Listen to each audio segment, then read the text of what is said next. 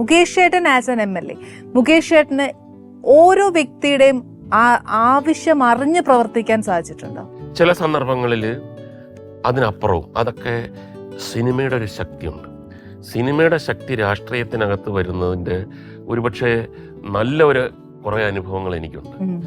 ഞങ്ങളവിടെ ഒരു പാലം വരണം, മൺട്രോ തുരുത്തുമായിട്ട് ബന്ധപ്പെടുന്ന കൊല്ലത്തുള്ള ഒരു പാലമാണ്. എത്രയോ കൊല്ലമായിട്ട് ആൾക്കാരുടെ ആഗ്രഹമാണ്, നടന്നിട്ടില്ല.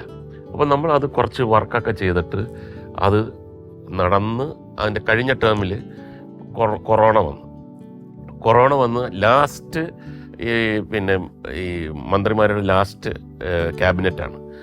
അന്ന് പാസ്സാക്കിയില്ലെങ്കിൽ അത് അടുത്ത ടേമിലോട്ട് പോകും. പിന്നെ എനിക്ക് അറിഞ്ഞൂടാ ഞാനാണോ വരുന്നത്, ഏത് പാർട്ടിയാണെന്ന് അറിഞ്ഞൂടാ. അപ്പം ഞാൻ സെക്രട്ടേറിയറ്റിൽ, അപ്പം സെക്രട്ടറിയിൽ അന്ന് ഉദ്യോഗസ്ഥർ വേണമെങ്കിൽ വന്നാൽ മതി, കൊറോണ ആയതുകൊണ്ട് ലീവ് എടുക്കാം, വരാതിരിക്കാം. 3 പേരുണ്ട് അവിടെ. അപ്പോൾ എത്രയോ കോപ്പി ഉണ്ടാക്കണം. പിറ്റേ ദിവസം ക്യാബിനറ്റ് 39 കോപ്പി അങ്ങനെ ഉണ്ടാക്കണം. ഇതിൻ്റെ എല്ലാ ഉദ്യോഗസ്ഥന്മാർക്കും മന്ത്രിമാർക്കും എല്ലാം കൊടുക്കണം. അപ്പോൾ അവർ പോവാണ്. 3 പേരേ ഉള്ളൂ.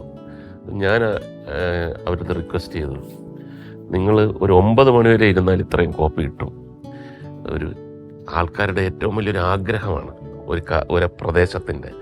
അപ്പോൾ അല്ലെങ്കിൽ അവർ ജങ്കാറിൽ പോകണം, അവരുടെ അടുത്ത തലമുറയൊക്കെ എന്തെങ്കിലും ചെയ്യാൻ പറ്റുമെന്ന്. അപ്പോൾ അവർ 3 പേരുടെ എന്തൊക്കെ സംസാരിച്ചിട്ട് വന്നു, പറഞ്ഞു ഞങ്ങൾ ഇരുന്ന് ചെയ്യാം, പക്ഷേ പകരം ഞങ്ങൾക്ക് ഒരു കാര്യം ചെയ്തു തരണം. അപ്പോൾ ഞാൻ വിചാരിച്ചു ഇനി കൈക്കൂലിയല്ലോ. ഞാൻ പറഞ്ഞു നമുക്ക് നിയമം അനുവദിക്കുന്നതൊക്കെ ആണെങ്കിൽ എന്താണ്, അല്ല വേറൊന്നുമല്ല, ഞങ്ങളുടെ 3 പേരുടെയും കൂടെ സെപ്പറേറ്റായിട്ടും ഒന്നിച്ച് നിന്ന് ഫോട്ടോ എടുക്കാം.